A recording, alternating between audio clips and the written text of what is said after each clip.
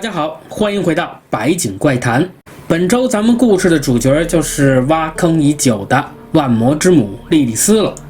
莉莉丝在犹太民间传说中是极具争议的存在。实际上，莉莉丝的名字并没有出现在圣经中，它只出现在了几本中古时期的伪典中。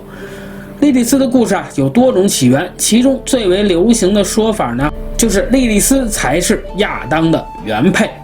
在伪典的记载中写道，莉莉丝是上帝从尘土中创造出来的，并被安置在亚当和亚当的秘密花园里，也就是伊甸园了。一开始其实两个人的关系还算融洽，每天也不用打工，也不用奋斗逼，衣来伸手是饭来张口。直到有一天晚上，这本来和谐的小两口出了问题。这问题说来也尴尬，就是这小两口这天晚上终于决定走上男女关系中的最重要的一步，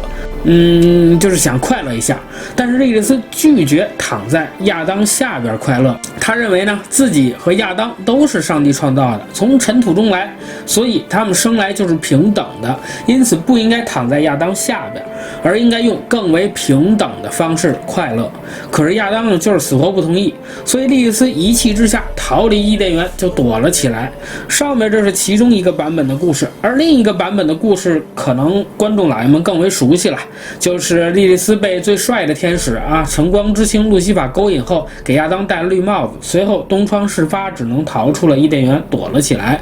不管是哪个版本的故事呢，随后亚当都告诉了上帝，莉莉丝跑了，抛弃自己而去。上帝听闻，觉得要给自己的小亚当拔创，随即派了3个天使，分别是希诺伊、桑塞诺和桑曼洛洛夫去找他。3个天使在一个山洞里找到了莉莉丝，就在拉扯之间呢，这3个天使发现这山洞里不止莉莉丝一个人，还有一个小婴儿。至于这是莉莉丝与亚当的孩子呢，还是和路西法的孩子，这2个版本的故事里实际上都没明说。莉莉丝自然是拒绝回到伊甸园里的。天使们告诉他，因为他的不服从在未来莉莉丝无尽的生命中，他们每天都会要杀死他的100个孩子。天使们离开后，莉莉丝也曾经因为后悔而试图回到伊甸园里，但当他回来时，却发现亚当已经有了另一个伴侣夏娃。出于对神的报复，莉莉丝在亚当睡着的时候就和他快乐了一下，并偷走了他的种子。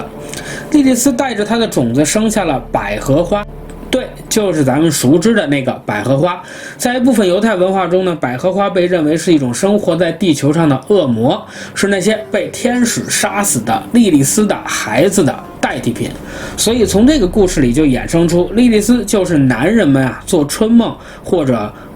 梦遗的罪魁祸首。另一种也被大量民俗传说学者认同的说法呢，则认为莉莉丝通过这种方式与亚当的后代怀孕。因为从泛基督教文化里来看，咱们都是亚当的后代，以此的方式来制造更多的恶魔。另外，对于天使杀死自己孩子的这件事儿，对这份仇恨是难以忘怀的。所以今天一旦出现了死胎或婴儿失踪，在西方文化当中就会被认为这与莉莉丝的报复有关。各位观众老爷是知道的，百景怪谈频道向来不会只讲神话故事的，必须得聊一聊这莉莉丝的由来。从前面的故事，大家可能会理所当然地认为，这莉莉丝在泛基督教神话中这么名留千古，那肯定是出现在犹太民间传说，是根深蒂固的犹太民间故事呗。但是这莉莉丝的起源实际上却来自于苏美尔神话中的魅魔。现存最早的关于莉莉丝名字的记载出现在吉尔加美什史诗中的吉尔加美什和葫芦树，又被翻译成吉尔加美什与生命树中。这是一首苏美尔史诗，出自考古发现在乌尔的一块石碑上，可以追溯到大概公元前2000年左右。当时苏美尔地区最为强大的统治者吉尔加美什为了获得永生，于是大量的杀戮怪物，企图在这些怪物身上寻找能够制造永生魔药的材料。在这块石碑上就写道，在天地分离，人被创造之后，在幼发拉底河附近的花园里，爱与战争女神伊娜娜正在深情地照料着一棵葫芦树，她希望通过爱的滋润，让这棵葫芦树可以茁壮成长。然而3个妖怪的出现打破了女神的美梦，抢走了这棵树。这3个妖怪分别就是魅魔莉莉丝、巨龙和始祖鸟。伊娜娜随即上前与3只妖怪搏斗了起来，但是她发现自己双拳难敌4手，只能放弃，转而寻求吉尔加美什的帮助。而当吉尔加美什赶到女神身边时，他发现3只妖怪中的那只龙已经在树下筑巢，而始祖鸟也在这树上产下了幼崽，莉莉丝则更是在树中打洞而居。可是吉尔加美什一言既出，那驷马难追啊！披上重甲上去就是一个大跳加冲锋，一个斩杀偷袭了巨龙。瞬杀巨龙后，始祖鸟一看大势已去，也只能一溜烟的跑路了。就在吉尔加美什要继续一个左直拳去打莉莉丝鼻子的这时间，莉莉丝化作一股烟飞向了远处的沙漠。有些学者认为，这应该就是飞到了迦南地区的犹太部落，成为了犹太传说中的魔女莉莉丝。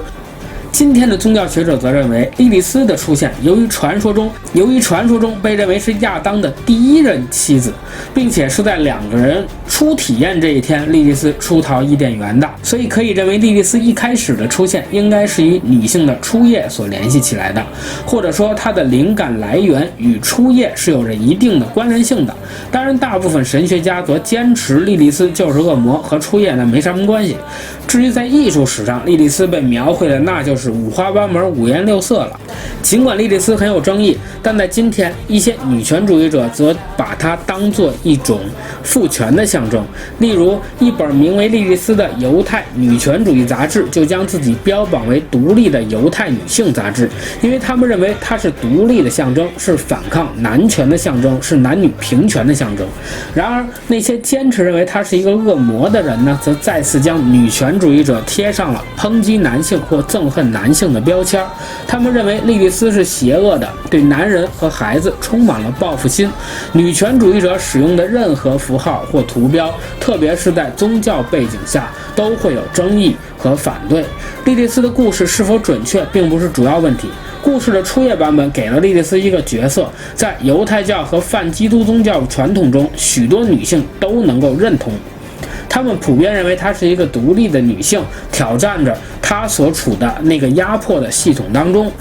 莉莉丝偷走孩子们的报复行为，实际上代表着伴随着她的孤独和排斥的某种疯狂。尽管莉莉丝失败了，她在西方文化中仍然是一个权力的象征，因为她对于生活开放的诠释，也在欧洲性开放运动中起到了一定推波助澜的作用，亦或者说是捡到枪的作用。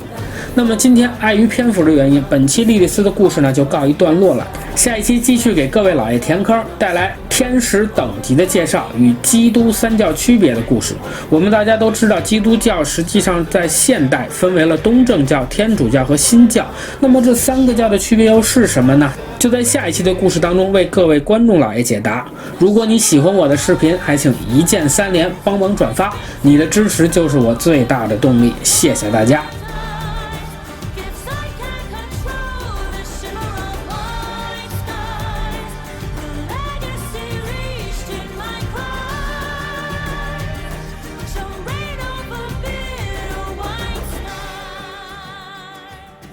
Strands of ash together.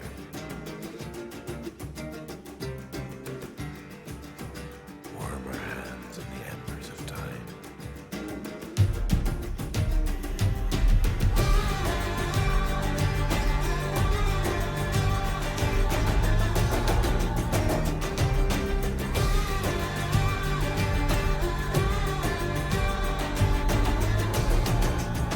The shimmer of white skies, she spins to and fro,